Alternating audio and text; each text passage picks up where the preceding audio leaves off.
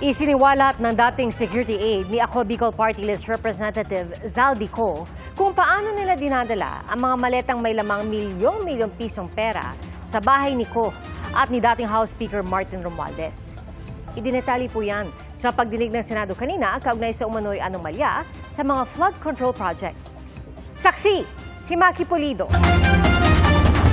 Isang nagpakilalang Orly Regala Guteza ang iniharap ni Senador Rodante Marcoleta sa pagdinig ng Senate Blue Ribbon Committee kanina.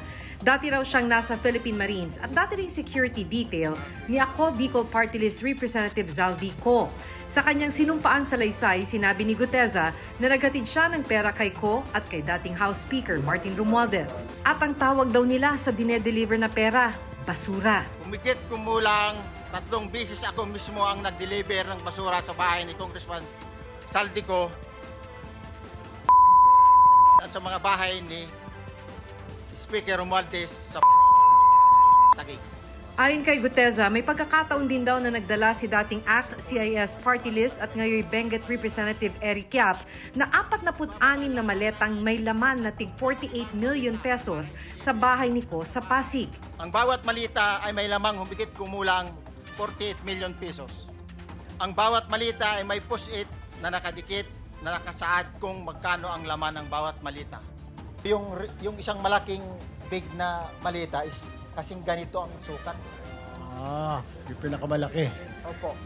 Tapos pag binuhat ko po yan, ang bigat yan, almost parang isang sakong bigat sa 50 kilos. Yung bigat. Opo. So binubuhat po ninyo, dito na-transfer po ninyo sa bahay? transfer sa other sakyan po. Pag ano. Okay, so 2-3 sasakyan. Ganun po lagi. Yung mga 17, 18 po na mga maleta. 3 times a week. Yes, sir. Mula sa bahay sa Pasig, hinatid daw ang mga ito ni Guteza sa condo unit ni Co sa Taguig. Doon daw hinati ang mga maleta. 11 maletang may lamang pera ang naiwan umano sa condo ni Co, habang ang 35 inihatid daw sa bahay ni Romualdez sa Taguig. Sinong tao ang nagre-receive? Sa mga ganun, sir, ang may contact, Your Honor, is yung si Paul at si Mark lang ang may contact doon sa receiver. So pagdating doon, nakabukas na yung gate doon sa pumapasok na lang kami.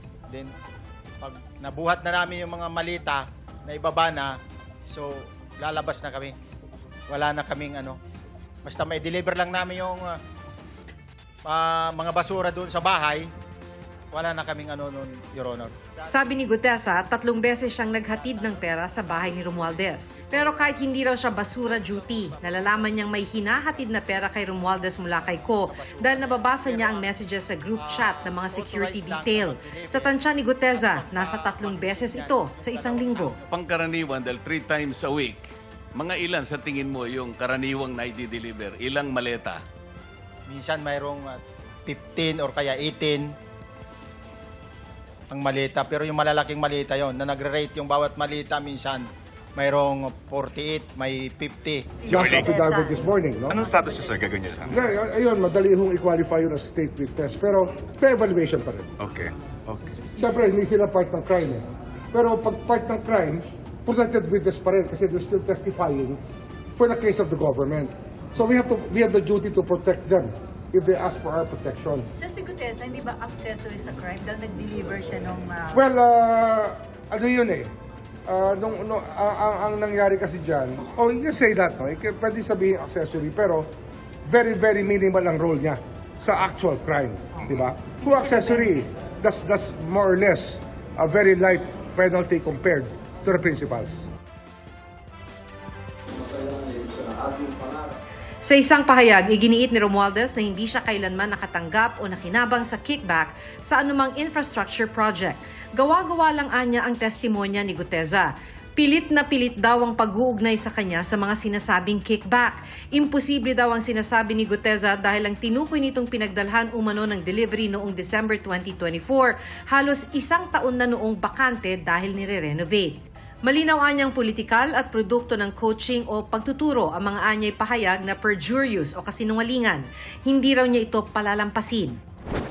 Itinanggi rin niya ang alegasyon kahit kailan daw hindi siya tumanggap o kaya ay nag-authorize ng paghatid ng pera kaugnay ng flood control projects.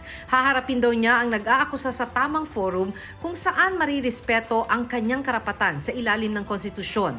Sinusubukan pa naming makuha ang panig ni Ko pero dati na niyang itinangging sangkot siya sa pangungumisyon sa flood control projects. Di pa rin malinaw kung nasaan na si Ko. Kinukumpirma pa raw ng Department of Justice kung totoong nasa Spain na siya. Yes, he's being tracked already. We're trying to track him and maraming tumutulong na tao. Initially, sir, can you confirm if nasa Spain ba talaga siya? Well, there's a boarding pass. Boarding pass ba yun? Or there were flight details sent to us, but we have to validate. To be clear, sir, may info ba siya? Meron siyang ilbo. Yes. Dalawang driver din ng DPWH Bulacan ang humarap sa komite ng Senado kanina at sinabing naghahatid din sila ng mga maleta para kay Ko sa utos daw ni Engineer Bryce Hernandez. Pero hindi nila alam kung ano ang laman ng mga maleta.